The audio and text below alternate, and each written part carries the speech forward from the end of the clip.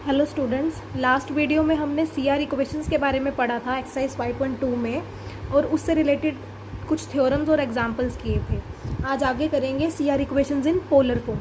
देखिए, अगर CR equation वो पोलर फॉर्म में तुम्हें बोलता है डेराइव करने के लिए, तो उस केस में हमारे पास इक्वेशंस इस तरह की हो जाएंगी।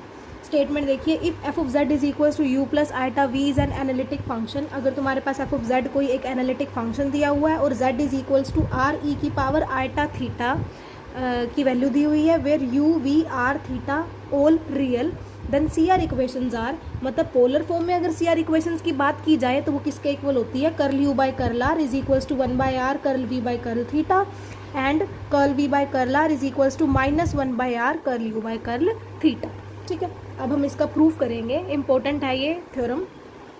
पोलर कोऑर्डिनेट्स आपको पता ही है, पोलर कोऑर्डिनेट्स में x की वैल्यू आपकी r कोस थीटा के इक्वल रहती है और y की वैल्यू r साइन थीटा के इक्वल रहती है। ठीक है, जब हम यहाँ से r की वैल्यू निकाल लेंगे तो वो किसके इक्वल हो जाएगी? √x² plus y²। और जब थीटा की वैल्यू निकालेंगे तो दोनों को डिवाइड कर देना। आप जैसे ही आप दोनों को डिवाइड करोगे तो टेंजेंट इनवर्स y/x आ जाएगी आपकी थीटा की वैल्यू। ठीक है, नाउ अब हम क्या कर रहे हैं? Curly u by curl x find out करने की कोशिश कर रहे हैं, मतलब यू का partial derivative with respect to x find out करने की कोशिश कर रहे हैं। आप देख रहे होगे कि एक्स तो फर्दर आर और थीटा का फंक्शन है, तो इसका डिफरेंशिएशन किस तरह से होगा? पहले यू का आर के रिस्पेक्ट में, आर का एक्स के रिस्पेक्ट में, प्लस सिमिलरली यू का थीटा के रिस्पेक्ट में और थीटा का फर्दर फिर एक्स के रिस्पेक्ट में। ठीक है, अब जो जो भी वैल्यूज आपको पता है वो आप इसके अंदर सब्स्टिट्यूट कर दो। Curl u by curl r आपने एज इट इज रखा, curl r by curl x. देखो यहाँ से आर आपका दिया हुआ एक्स और वाई का फंक्शन, तो यहाँ से आप क्या करो? आर को एक्स के रिस्पेक्ट में डिफरेंशिएट कर दो। तो जब आप यहाँ डिफरेंशिएशन करोगे curl r by curl x, तो आपका किसके इक्वल आ जाएगा? आपका ये इक्वल आएगा 1/√x² प्लस y², और जब इसका करोगे तो वो किसके इक्वल हो जाएगा? 2x के। फिर ये 2 से 2 कैंसिल हो जाएगा तो रह जाएगा x/√x² प्लस y²। ठीक है, वही इन्होंने लिखा हुआ है, plus curl u by curl theta. Similarly आप थीटा का डेरिवेटिव करना विद रिस्पेक्ट टू x, तो आपकी वैल्यू आ जाएगी -y/x² प्लस y²। ठीक है, अब यहाँ पे देखो √x² प्लस y² जो होता है आपका r के इक्वल होता है। अगर √x² प्लस y² r के इक्वल है तो x² प्लस y² किसके इक्वल हो जाएगा? r² के। वही इन्होंने r² को r इंटू आर करके लिख दिया। ठीक है, सिमिलरली आप लोग क्या करोगे? Curl u by curl y की वैल्यू निकालोगे, तो वही कि curl u by curl r into curl r by curl y plus curl u by curl theta into curl theta by curl y. जैसे अभी हमने एक्स में काम किया वैसे ही आर का derivative with respect to y निकाल लेंगे, तो बस यहाँ बाकी तो सेम रहेगा, बस 2x की जगह 2y हो जाएगा, तो इसका डेरिवेटिव आ जाएगा y/√x² प्लस y²। सिमिलरली आप थीटा का विद रिस्पेक्ट टू y निकालोगे तो आ जाएगा x/x² प्लस y²। फिर वही काम आपने करना है। अब यहाँ पे देखो, जैसे आपने curl u by curl x की वैल्यू निकाली, curl u by curl y की वैल्यू निकाली, सिमिलर वे से आप क्या करोगे? Curl v by curl x और curl v by curl y की वैल्यू निकालोगे। ठीक है, मतलब बेसिकली हम यहाँ पे क्या कर रहे हैं? सी आर इक्वेशन के लिए जो हमें 4 पार्शियल ऑर्डर डेरिवेटिव चाहिए होते हैं उन सब की वैल्यूज हमने निकाल के रख ली हैं। अब सी आर इक्वेशन जो हमने पढ़ ली हैं उसका यूज़ करेंगे और पोलर फॉर्म को डराइव करेंगे। ठीक है, अब देखो वही चीज़ आ गई जैसे मैं बता रही थी आपको कि सी आर इक्वेशंस का यूज़ करोगे। आपको पता है कि सी आर इक्वेशन के according u x v y के इक्वल होता है और u y minus v x के इक्वल होता है। तो सारी वैल्यूज़ आपने निकाली हुई हैं, इसके अंदर सब्स्टिट्यूट कर दो। ठीक है, तो आपके पास ये 2 इक्वेशंस 5 और 6 आ गई हैं। जब आपने फर्स्ट वाली इक्वेशन का यूज़ करा तो इक्वेशन नंबर 5 बनी, और जब दूसरी वाली का यूज़ करा तो आपकी इक्वेशन नंबर 6। सिर्फ वैल्यूज़ को पुट किया और कुछ नहीं किया। अब आप एक काम करो, एक बार 5 को साइन थीटा से मल्टीप्लाई करो और 6 को कोस थीटा से, और दोनों को सब्ट्रैक्ट कर दो। ठीक है, ऐसा करने पे आपके पास सारे फैक्टर कैंसिल हो जाएंगे, सिर्फ ये वाला फैक्टर रह जाएगा। Curl v by curl r plus 1 by r curl u by curl theta is equals to 0। यहाँ से आप curl v by curl r की वैल्यू फाइंड आउट कर लोगे। ठीक, सिमिलर वे से अब आप क्या करना? इसको कोस थीटा से मल्टीप्लाई करना और इसको साइन थीटा से मल्टीप्लाई करना और अब ऐड कर देना। तो जैसे ये काम करोगे आपके पास ये वाला फैक्टर बच जाएगा, curl u by curl r वाला। ठीक है, यहाँ से curl u by curl r की वैल्यू आपने निकाल ली। तो आप देख रहे होगे कि ये दोनों ही जो भी अभी हमने स्टेटमेंट में पोलर इक्वेशन पढ़ी थी सी आर की फॉर्म में, वो दोनों यही है। Curl u by curl r is equals to 1 by r curl v by curl theta, और curl v by curl r is equals to -1 by r curl u by curl theta. ऐसे आप लोग इसका प्रूफ करेंगे। अब देखो एक question है, काफ़ी इंपॉर्टेंट है, क्वेश्चन नंबर 7 और ईजी भी है। फाइंड के such that the function f of z is analytic. आपको क्या करना है? आपको गिवन फंक्शन अपना एफ ऑफ जेड एनालिटिक दिया हुआ है, आपको के की वैल्यू फाइंड आउट करनी है। ठीक है, तो एफ ऑफ जेड वैसे आपका कैसे होता है, यू प्लस आइटा वी के इक्वल होता है, जहाँ पे यू की वैल्यू क्या होगी, जो ये रियल वाला पार्ट होगा, और वी की वैल्यू क्या होगी, जो आइटा के साथ वाला पार्ट होगा। तो वही इन्होंने लिखा हुआ है, ठीक है। अब आपको पता है कि कोई भी फंक्शन एनालिटिक कब होता है, जब वो सी आर इक्वेशंस को सेटिस्फाई करता है, और अभी अभी पोलर फॉर्म की सी आर इक्वेशंस को आप पढ़ के आए हुए हो, वो यही होती हैं। अब क्या करो, आप इसका यूज़ करो, आपके पास u दिया हुआ है आर स्क्वायर कोस थीटा, तो यहाँ से आप क्या करोगे, curl u by curl r की वैल्यू निकालोगे। तो यहाँ से आप क्या करोगे, curl u by curl r की वैल्यू निकालोगे। तो आपकी curl u by curl r की वैल्यू क्या आ जाएगी, 2r, और ये तो 0 ही होगा, 1 नहीं होगा, ख़त्म ही हो गया, cos two theta as it is, क्योंकि ये तो कांस्टेंट का काम करेगा ना, तो सिर्फ आपका 2r ही रहेगा, ठीक है। अब सिमिलर वे से आप curl v by curl theta निकाल लेना, ऐसे ही आप curl v by curl r निकालना, curl u by curl theta निकालना, सारी चारों वैल्यूज निकालोगे, इसके अंदर सब्सटीट्यूट कर दोगे, तो आपकी 2 इक्वेशंस बन गई हैं। अब यहाँ पे आप देख रहे होगे कि ये वाली दोनों इक्वेशंस एक साथ तभी सोल्व होंगी जब k की वैल्यू आपकी क्या रहेगी, 2 रहेगी। तो ओवरऑल हमारे पास आंसर आ गया अपना k2, क्योंकि दोनों equation simultaneously C R equations हैं, तो हमें तो पता ही है कि दोनों आपस में इक्वल होंगी, और होंगी कब, k की वैल्यू 2 के लिए ही इक्वल होंगी। तो आपका आंसर कितना आ जाएगा, 2। नेक्स्ट थ्योरम देखो, काफ़ी इंपॉर्टेंट थ्योरम है और इजी भी है। Prove that an analytic function with constant modulus is constant. हमें प्रूव करना है कि एनालिटिक फंक्शन का अगर कांस्टेंट मॉडुलस है तो वो फंक्शन भी कैसा होगा, कांस्टेंट होगा। तो आप एक काम करो, एफ ऑफ जेड अपना एक एनालिटिक फंक्शन लेट करके चलो विद कांस्टेंट मॉडुलस। इसका मतलब क्या हुआ कि जब भी तुम मोड एफ ऑफ जेड कर रहे हो वो किसके इक्वल आ रहा है, under root u square plus v square के, क्योंकि देखो एफ ऑफ जेड का मोड करोगे तो यही तो आएगा ना, under root u square plus v square, और वो तुमने लेट किया हुआ है कि कांस्टेंट मॉडुलस है, मतलब उसका मोड किसी कांस्टेंट सी के इक्वल है, ठीक है। तो यहाँ से u square plus v square, squaring कर दो बोथ साइड, तो u square plus v square की वैल्यू क्या हो जाएगी, सी स्क्वायर। तो ये तुमने इक्वेशन नंबर 1 बना ली है यहाँ से, क्लियर ये चीज़। अब आप एक काम करो, इसको डिफरेंशिएट करो with respect to x and with respect to y. तो with respect to x differentiate करोगे तो आपके पास ये इक्वेशन आ जाएगी। अब यहाँ से आप देख रहे होगे 2 कॉमन आ रहा है, तो कॉमन ले लो, अंदर बचा u curl u by curl x plus v curl v by curl x is equals to 0। Similarly आप with respect to y differentiate करना, तो आपके पास ये इक्वेशन आ जाएगी, ठीक है। विद रिस्पेक्ट टू x वाली को आपने 2 का नाम दिया, विद रिस्पेक्ट टू y वाली को आपने 3 का नाम दिया। अब आप एक काम करो, सी आर इक्वेशंस का यूज़ करो। सी आर इक्वेशंस क्या कहती हैं कि curl u by curl x आपका curl v by curl y के इक्वल होता है, और curl u by curl y आपका minus curl v by curl x के इक्वल होता है, ठीक है। अभी यहाँ से इक्वेशंस हमारे पास थी कि u curl u by curl x minus v curl u by curl y आपका 0 के इक्वल हो गया, और यहाँ से मतलब इन दोनों को आपने 4 और 5 इक्वेशन का नाम दे दिया। अब आप एक काम करो, 4 को मल्टीप्लाई करो u से और 5 को मल्टीप्लाई करो v से, और दोनों को ऐड कर दो। ऐसा करने पे आपके पास ये इक्वेशन क्रिएट हो जाएगी, ठीक है। फिर अब आगे हम क्या कर रहे हैं, जो टर्म्स हमारी कटती थी हमने कैंसिल कर दी, curl u by curl x दोनों टर्म्स में से कॉमन ले लिया, अंदर बचा u square plus v square.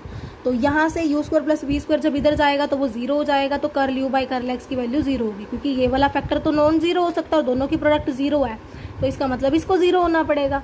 अब हमने curl u by curl x तो 0 निकाल लिया। सिमिलर वे से आप लिख देना कि जब आप विद रिस्पेक्ट टू y भी इसका डेरिवेटिव करोगे वो भी 0 आएगा। सिमिलरली v का जब x और y के रिस्पेक्ट में डेरिवेटिव करोगे तो वो भी 0 ही आएगा। इसको आपको ड्राइव करने की जरूरत नहीं है, सिमिलरली लिख लेना, सिर्फ x के लिए ड्राइव करके दिखा देना है, ठीक है। अब आप ये देख रहे हो कि जितने भी पार्शियल डेरिवेटिव्स u और v के यूज़ हो रहे हैं वो सब 0 आ गए हैं, तो इसका मतलब फंक्शन आपका कैसा हुआ, कांस्टेंट, क्योंकि जिस फंक्शन का डेरिवेटिव आपका 0 आ रहा है तो इसका मतलब यही हुआ ना कि वो फंक्शन ही कांस्टेंट है, तो इसका मतलब एफ ऑफ जेड आपका क्या हो गया, कांस्टेंट हो गया, ठीक है। नेक्स्ट अब हमारे पास ना ऑर्थोगोनल सिस्टम पे एक क्वेश्चन है, ये भी इंपॉर्टेंट क्वेश्चन है आपका और इजी भी है। देखो एफ ऑफ जेड आपको दिया हुआ है u प्लस आइटा वी, और एक एनालिटिक फंक्शन दिया हुआ है डोमेन डी में। हमें शो क्या करना है कि कर्व u और v एक ऑर्थोगोनल फैमिली फॉर्म करती है, ठीक है। 2 कर्व्स दी हुई हैं और दोनों ही कर्व की कांस्टेंट है, ठीक है। तो क्योंकि कांस्टेंट दिया हुआ तो पहली कर्व लेट कर ली u of x y c1 के इक्वल, और second curve v of x y let कर ली किसी c2 के इक्वल। अब एक काम किया, इसको डिफरेंशिएट करा दोनों इक्वेशंस को with respect to x। Differentiate करने पे आपके पास ये आ गया।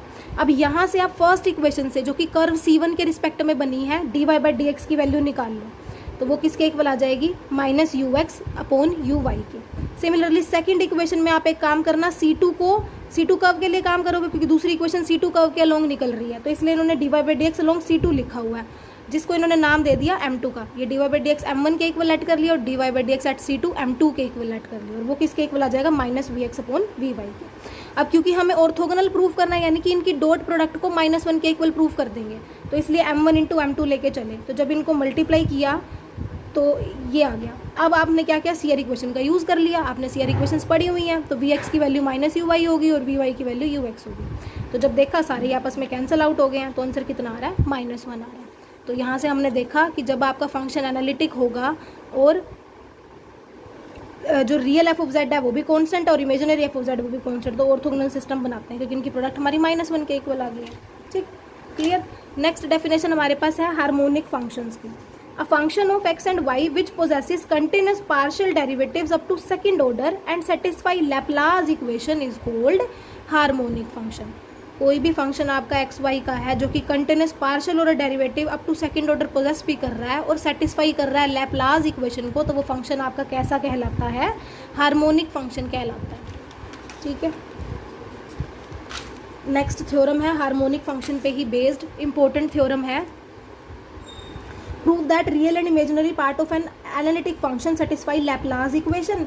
या तो आप थ्योरम ऐसे दे सकते हैं आपको स्टेटमेंट पेपर में, या फिर prove that real and imaginary part of an analytic function are harmonic function. ठीक है, किसी भी तरह से पेपर में आ सकती है। तो आप क्या करो, सबसे पहले आपका एफ ऑफ जेड एक एनालिटिक फंक्शन लेट कर लो। ठीक है, अब क्योंकि F of Z analytic function है, इसका मतलब वो क्या करेगा, CR इक्वेशंस को सेटिस्फाई करेगा, मतलब आपका ux vy के इक्वल होगा और uy माइनस vx के इक्वल होगा। अब आप एक काम करना, जो भी आपकी ये CR इक्वेशंस है ना, इसको डिफरेंशिएट करना, एक बार विद रिस्पेक्ट टू x और एक बार विद रिस्पेक्ट टू y। ठीक है, और फिर दोनों को क्या कर देना, ऐड, एक को विद रिस्पेक्ट टू x किया, y किया और दोनों को ऐड कर दिया, तो आपके पास ये इक्वेशन आ जाएगी। ठीक है, बस इसमें कुछ नहीं करना, डेरिवेटिव करके उसके बाद एडिशन कर देना। फिर दूसरी बारी में क्या करोगे, उल्टा कर दो। अब इसको विद रिस्पेक्ट टू y करो और विद रिस्पेक्ट टू x करो और फिर दोनों को सब्ट्रैक्ट कर दो। ठीक है, ऐसा करने पे आपके पास ये इक्वेशन आ जाएगी। तो ये बस हमने प्रूव कर दिया कि हार्मोनिक है, मतलब लैपलास इक्वेशन को सेटिस्फाई कर रहा है। लैपलास इक्वेशन यही तो होती है। ठीक है,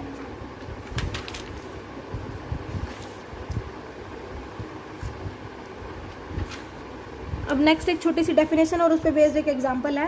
a function w is equals to f of z series is to be analytic if d z by d डब्ल्यू इज इक्वल्स टू 0। अब इसके अंदर क्या आपको एक फंक्शन दिया हुआ है z और कहा हुआ है कि ये क्या कर रहा है, एनालिटिक है, तो इस किस टू बी एनालिटिक, और आपको z की वैल्यू फाइंड आउट करनी है। तो आप क्या करोगे, जब भी इस तरह का क्वेश्चन आए तो आप क्या करना है, D z by d W को आपका 0 होना चाहिए। अगर D z by d W 0 हो रहा है तो इसका मतलब फंक्शन किस टू बी एनालिटिक है, अदरवाइज नहीं है। तो इसके अंदर बस z फंक्शन दिया हुआ है, आप D z by d W निकालना, लास्ट में देखोगे वो 0 के इक्वल आ रहा है, तो इसका मतलब नहीं, यहाँ पे तो आपको दिया हुआ है। ठीक है, यहाँ पे तो आप क्या करोगे, D z by d W को 0 लेके चलोगे, वहाँ से z निकाल लोगे। ठीक है, यहाँ तो दिया ही हुआ है कि फंक्शन है, तो D z by d W निकाल के उसको 0 के इक्वेट कर देना, वहाँ से z निकल जाएगा आपका। ठीक है, अब नेक्स्ट जो टॉपिक है ना हमारे पास, ये भी इंपॉर्टेंट टॉपिक है। इसमें हम क्या कर रहे हैं, एनालिटिक फंक्शन की ना कंस्ट्रक्शन कर रहे हैं, और इसके अंदर हम 2 मेथड के बारे में पढ़ेंगे। जो पहला मेथड है ना हमारे पास है वो मिलनेस थॉम्सन मेथड। ठीक है, और जो दूसरे वाला मेथड है हमारे पास वो होगा एग्जैक्ट डिफरेंशियल मेथड। पहले हम एक एग्जांपल मिलने थॉम्सन मेथड पे करेंगे और फिर दूसरा एग्जैक्ट डिफरेंशियल मेथड पे, और पेपर में इससे रिलेटेड क्वेश्चंस आ जाते हैं और इजी मेथड है, ज़्यादा मुश्किल नहीं है। मिलने थॉम्सन मेथड का अपना वर्किंग रूल है, ये मैं क्वेश्चंस के हिसाब से ये आपको करा देती हूँ। ठीक है, बीच बीच में आपको बताती जाऊँगी। तो देखो, फर्स्ट है construct a function f of z which has a real function u of x y is equals to this. ठीक है, आपको एक f of z function construct करना है जिसके पास एक real function u of x y दिया हुआ है। देखिए यहाँ पे केस दिए हुए अलग अलग मिलने मेथड के। पहला देखो, when only real part is given. अभी जो क्वेश्चन मैंने आपको पढ़ाया उसके अंदर सिर्फ रियल पार्ट गिवन है ना, तो वहाँ आप इस तरह से काम करोगे जैसे इसमें किया हुआ है। आप क्या करोगे, curl u by curl x निकालोगे, curl u by curl y निकालोगे, उसको फाई 1 एक्स वाई और फाई 2 एक्स वाई के इक्वल पुट कर दोगे। ठीक है, फिर आप करोगे y की वैल्यू को 0 सब्सटीट्यूट और x की वैल्यू को z सब्सटीट्यूट, तो वहाँ से आपका फाई 1 z 0 और फाई 2 z 0 निकलेगा। क्लियर ये चीज़।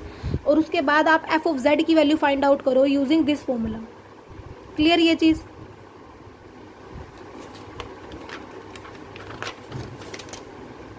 अब देखो अब देखो नेक्स्ट हमारे पास एग्जांपल नंबर 14 जिसमें हमने मिलने मेथड का यूज़ करना है। क्या कहा हुआ है, construct a function f of z which has a real function u of x y is equals to this. अभी अभी हमने पढ़ा था ना केस 1 में कि यू ऑफ एक्स वाई अगर हमारा रियल दिया हुआ है तो हमें काम किस तरह करना है। सबसे पहले मिलने से थॉमसन मेथड का यूज़ करके हम एफ ऑफ जेड बनाएंगे। अभी पीछे मैंने आपको बताया था कि एफ जेड फंक्शन इसमें किस तरह का होगा। ये रहा phi 1 z0 minus phi 2 z0 d z का इंटीग्रेशन प्लस कॉन्स्टेंट सी। तो एफ ऑफ जेड हमने ये ले लिया, जहाँ पे आपका फाई 1 z0 किसके इक्वल होगा, curl u by curl x के इक्वल होगा, जहाँ पर एक्स आपका जेड रहेगा, वाई आपका 0 रहेगा। और सिमिलरली जब फाई 2 z0 की बात करोगे तो वो curl u by curl y हो जाएगा। सेम ही x is equal to z, y is equal to 0। अब देखो फाई 1 फाई 2 फाइंड आउट करने के लिए हमें curl u by curl x और curl u by curl y की ज़रूरत है। तो पहले ये चीज़ें फाइंड आउट कर लो। आपके पास यू फंक्शन तो आपको गिवन ही है, with respect to x derivative करना आपके पास curl u by curl x आ जाएगा, और with respect to y derivative करना curl u by curl y आ जाएगा। ठीक है, अब आप फाई 1 z0 का मतलब क्या हुआ कि इसका डेरिवेटिव निकालना है, एक्स के प्लेस पे z पुट करो, वाई के प्लेस पे 0। तो ये सब्सटीट्यूट जब हमने करा तो हमारा ये आ गया phi 1 z0। Similarly phi 2 z0 जब सब्सटीट्यूट करेंगे इसके अंदर तो वाई की जगह 0 रख देना और एक्स की जगह z रख देना, तो तुम देखोगे तो तुम्हारा आंसर फाई 2 z का कितना आ जाएगा, 0 आ जाएगा। आपके पास फाई 1 और फाई 2 दोनों ही फंक्शन निकल गए हैं। अब वापस से इसको एफ ऑफ जेड में रख दो, तो आपका एफ ऑफ जेड में रखते ही आपका क्या आ जाएगा, आपने फंक्शन एफ ऑफ जेड को कंस्ट्रक्ट कर दिया बाय यूजिंग मिलने थॉमसन मेथड। काफ़ी इजी मेथड है और क्वेश्चन इसके इंपॉर्टेंट है। नेक्स्ट मेथड जो है हमारा एग्जैक्ट डिफरेंशियल मेथड तो इसके अंदर क्या होगा, आपको क्या करना है, ये आपने ना ऑर्डिनरी डिफरेंशियल इक्वेशन में हमारे पास चैप्टर 1 आता था सेमेस्टर 2 में, उसमें आपने एग्जैक्ट डिफरेंशियल मेथड का यूज़ किया था। यानी कि एग्जैक्ट डिफरेंशियल इक्वेशन आपको दे दी जाती थी और आप यूज़ करते थे। इसका जनरल फॉर्म होती थी m d x plus n d y is equals to d u. ठीक है, यहाँ पे बस यू की जगह आपका क्या यूज़ हो रहा है, वी। तो आप सबसे पहले तो क्या करोगे, डी वी लेके चलोगे, वो किसके इक्वल है, curl u v by curl x d x plus curl v by curl y d y. ठीक है, फिर आप क्या करो, सी आर इक्वेशंस को यूज़ करो, वहाँ से curl v by curl x की वैल्यू आपने minus curl u by curl y substitute कर दी और curl v by curl y की curl u by curl x substitute कर दी। अब आप एक काम करना, x के साथ जो पड़ा है उसको m लेट कर लेना और y के साथ जो पड़ा है उसको n लेट कर लेना। तो जनरल फॉर्म आपकी बन गई m d x plus n d y is equals to d v, जिसकी बात मैं अभी कर रही थी आपके साथ। अब इसके अंदर क्या होता है, curl m by curl y minus curl n by curl x निकाल के देखोगे आप लोग क्या आता है क्या नहीं आता। जब आप इसको सोल्व करोगे आंसर आपका 0 आ जाएगा। ठीक है, तो इससे आपने क्या कंक्लूड करा कि दोनों की सब्ट्रैक्शन 0 होने का मतलब दोनों ही आपस में क्या है, बराबर है।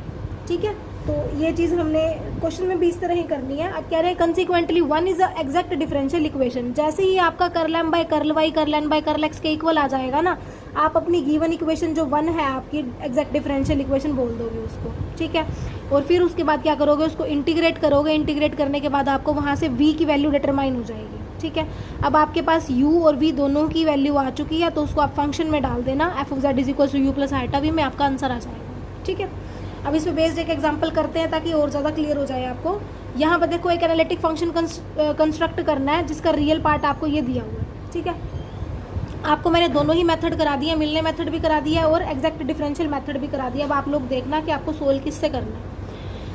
यहाँ पे फिर वही एग्जैक्ट डिफरेंशियल में मैंने अभी आपको बताया था डी वी लिखना है, वो किसके इक्वल होता है, curl v by curl x d x plus curl v by curl y d y. ठीक है, फिर आप सी आर इक्वेशंस का यूज़ करोगे तो आपके पास इक्वेशन ये बन गई है। ठीक है, डी एक्स के साथ जो टर्म पड़ी है उसको m मानोगे, डी वाई के साथ जो टर्म पड़ी है उसको n मानोगे। तो ये इक्वेशन क्या बन गई, m d x plus n d y is equals to d v. ठीक है, अब यहाँ पे देखो हमें क्या चेक करना है, curl m by curl y curl n by curl x के बराबर होना चाहिए। जैसे ये बराबर होगा तभी मैं कहूँगी कि मेरी इक्वेशन एग्जैक्ट है। ठीक है, तो आप curl m by curl y की वैल्यू फाइंड आउट करो, मतलब ये जो m आपके पास है ना इसको डिफ्रेंशिएट कर दो विद रिस्पेक्ट टू y। ठीक है, ऐसे ही आप n को डिफ्रेंशिएट करना विद रिस्पेक्ट टू x। तो आपके पास ये दोनों ही चीज़ें जैसे निकलती हैं आप लोग देखोगे कि दोनों ही आपस में बराबर हो रही है। सिर्फ डिफ्रेंशिएशन करने बेटा, ये सब चीज़ें तो तुमने की हुई हैं प्रीवियस क्लासेस में कि पार्शियल डेरिवेटिव किस तरह सोल्व करते हैं, तो ये मैं तुम पे ही छोड़ रही हूँ। तो curl m by curl y आपका curl n by curl x के इक्वल आ गया। ठीक है, तो जैसे ये दोनों इक्वल आते हैं, मैंने अभी आपको बताया कि आपकी जो डिफरेंशियल इक्वेशन 1 होगी m d x plus n d y is equals to d v वाली, वो एग्जैक्ट हो जाएगी। उसके बाद आपने क्या करना है, उसको इंटीग्रेट कर देना। इंटीग्रेट करते कैसे हैं, एग्जैक्ट डिफरेंशियल इक्वेशन को इंटीग्रेट कैसे करेंगे, इंटीग्रेशन फॉर्मूला होता है एम डी एक्स, जो भी m की वैल्यू होगी इसका इंटीग्रेशन करना है dx के रिस्पेक्ट में, plus integration terms in n not containing x। ठीक है, वो टर्म्स जिसके अंदर x नहीं है। ठीक है, नॉट कंटेनिंग x। तो वही लिखा हुआ है those terms do not contain x, और उसका इंटीग्रेशन करना है with respect to y plus constant of integration से सी। तो ये सारी वैल्यूज़ आप सब्सटीट्यूट करोगे, इंटीग्रेट कर दोगे, तो आपका आंसर ये आ गया। उसके बाद मैंने बताया था जैसे इंटीग्रेशन निकलेगा f of z is equal to u plus iota v में यू और वी की वैल्यू सब्सटीट्यूट कर देनी है आपने, ठीक है। यू की वैल्यू आपको इनिशियली गिवन थी, वी की वैल्यू अभी अभी आप फाइंड करके आए हो, तो दोनों वैल्यूज़ को इसके अंदर रखोगे तो आपके पास एफ ऑफ जेड कंस्ट्रक्ट हो जाएगा। क्लियर ये चीज़। ऐसे ही आपको मिलने थॉमसन मेथड और एग्जैक्ट डिफरेंशियल मेथड का यूज़ करके क्वेश्चंस को सोल्व करना है, ठीक है। अब एक ये क्वेश्चन देखिए, क्वेश्चन नंबर 19। ये वाले क्वेश्चन सेम ही है, आगे के 2-3 19 में करा देती हूँ, आगे आप लोग एक बार देखना, इजी ही है, सब में सेम ही काम करना है। जैसे अब ये आपको कोई भी फंक्शन दे दी जाएगा, पहले तो उसको हार्मोनिक प्रूफ करना है, फिर उसके बाद v of x y find out करना है, और फिर उसके बाद क्या करना है आपको, बेसिकली आपको हार्मोनिक फंक्शन ही प्रूफ करना है गिवन फंक्शन को, और उसके बाद अगर कहा जाता है क्वेश्चन में तो हार्मोनिक कंजुगेट फाइंड आउट करके दिखाना है, ठीक है। आगे के सारे एग्जाम्पल्स आपके सेम ही रहेंगे और इम्पोर्टेंट भी हैं, ठीक है। जैसे मैं ये वाला एग्जाम्पल करा रही हूँ आपको, 19th example, show that u of x y is equal to this is harmonic. आपको शो करना है कि आपका u ऑफ एक्स वाई जो है वो हार्मोनिक है, and find v of x y, और उसके बाद v ऑफ एक्स वाई की वैल्यू फाइंड आउट करनी है such that f z is analytic. इस तरह से कि आपको एफ ऑफ जेड कैसा दिया हुआ है, एनालिटिक दिया हुआ है। तो u ऑफ एक्स वाई आपका जो गिवन है आप गिवन लिख लो, उसके बाद आपने क्या करना है, डिफ्रेंशिएट करना है u को विद रिस्पेक्ट टू x। तो curl u by curl x की वैल्यू आप लोगों ने निकाल ली, फिर ऐसी curl u by curl y निकाल लोगे, ठीक है। फिर इसको एक बार और डिफ्रेंशिएट करोगे, curl square u by curl x square, ठीक है। फिर similarly curl u by curl y वाले फैक्टर को भी एक बार और डिफ्रेंशिएट करोगे, curl square u by curl y square. फिर जब दोनों को ऐड करोगे तो आपका आंसर कितना आ गया, 0। जैसे ही आंसर 0 आया, इससे आपको क्या पता लगा कि ये जो आपका फंक्शन u है वो लैपलास इक्वेशन को सेटिस्फाई कर रहा है। तो मैंने आपको बताया ही था हार्मोनिक की डेफिनेशन में कि सेकंड ऑर्डर डेरिवेटिव पोजेस करने चाहिए, और लैपलास इक्वेशन को अगर सेटिस्फाई करता है कोई भी फंक्शन तो वो कैसा फंक्शन कहलाता है, हार्मोनिक फंक्शन। ऐसे आपको ये चीज़ें चेक करनी है, ठीक है। चलो, हार्मोनिक फंक्शन तो हो गया। अब उसके बाद हमारा काम क्या है, वी ऑफ एक्स वाई को फाइंड आउट करना, मतलब जो भी हमने मिलने थॉमसन और एग्जैक्ट डिफरेंशियल मेथड पढ़ा था ना, उसका यूज़ करना है, ठीक है। तो उसके लिए हमने क्या करना पड़ता है, हमें φ1 और φ2 फंक्शन कंस्ट्रक्ट करना पड़ता है। पहले φ1 ऑफ z0 कंस्ट्रक्ट करेंगे, फिर φ2 ऑफ z0, जो कि अभी अभी आपको पता है curl u by curl x और curl u by curl y के इक्वल होता है, और लिमिट वो क्या होती है, x is equal to z, y is equal to 0। तो जब आप ये करोगे तो आंसर कितना आ रहा है आपका, 0, और φ2 का आंसर कितना आ रहा है, e की power minus Z into Z minus. उसके बाद आप क्या करोगे, मिलने मेथड का यूज़ करोगे, जिसमें एफ ऑफ जेड की वैल्यू आपकी ये होती है। आपने φ1 भी निकाल लिया, φ2 भी निकाल लिया, इसके अंदर सब्सटीट्यूट करो, इंटीग्रेशन करो, आपके पास एफ ऑफ जेड आ जाएगा, ठीक है। अब इन्होंने ये चीज़ दी हुई थी कि एफ ऑफ जेड आपका u प्लस आइटा वी के इक्वल है, ठीक है। तो इसको आप ऐसे भी लिख सकते हो ना, u of x y plus iota v of x y, क्योंकि पता ही हमें कि u तो एक्स वाई का फंक्शन है, सिमिलरली v भी एक्स वाई का फंक्शन है, ठीक है। अब आप एक काम करो, इसके कोफिशिएंट को कंपेयर करो। यहाँ से एफ ऑफ जेड अगर कंपेयर करोगे, नहीं कंपेयर मत करिए, आप क्या करिए, iota v of x y की वैल्यू निकाल लो यहाँ से। तो iota v of x y की वैल्यू क्या होगी, f of z minus u of x y, ठीक है। एफ ऑफ जेड की वैल्यू आप ऊपर निकाल चुके हो, यू ऑफ एक्स वाई की वैल्यू आपको गिवन है, तो दोनों ही वैल्यू सब्सटीट्यूट करो, सिंप्लीफिकेशन करो, आपके पास वी फंक्शन इंट्रोड्यूस हो जाएगा। हमें वी ऑफ एक्स वाई निकालना था ना, तो कंपेयर करने की बजाय हम क्या करेंगे, यहाँ से वी ऑफ एक्स वाई वाले फंक्शन को एक साइड कर लेंगे, बाकियों को उधर ले जाएंगे, और दोनों की वैल्यूज हमने निकाल रखी हैं, बस सब्सटीट्यूट करेंगे, आपके पास वी ऑफ एक्स वाई बन जाएगा। एंड में बस इस आइटा को भी आरएचएस में शिफ्ट कर देंगे। क्लियर ये चीज़। ऐसे ही आपने नेक्स्ट क्वेश्चन करना है, इसमें भी आपको u वाला फंक्शन है उसको हार्मोनिक प्रूफ करना है। हार्मोनिक प्रूफ करने के लिए आप क्या करोगे, लैपलास इक्वेशन को सेटिस्फाई करके दिखा दोगे, ठीक है। और उसके बाद आपने क्या करना है, हार्मोनिक कंजुगेट फाइंड आउट करना है। उसको आप चाहे मिलने मेथड का यूज़ करके फाइंड आउट करो, मतलब v फाइंड आउट करना है बेसिकली आपको, या फिर आप एग्जैक्ट डिफरेंशियल मेथड का यूज़ करो। इन्होंने एग्जैक्ट डिफरेंशियल मेथड का यूज़ किया हुआ है, ठीक है। तो बाकी के इसके क्वेश्चंस जो हैं वो सेम ही होंगे जैसे मैंने अभी कराया, मिलने मेथड और एग्जैक्ट डिफरेंशियल मेथड का यूज़ करके, कुछ अलग नहीं है, सारा सेम ही है।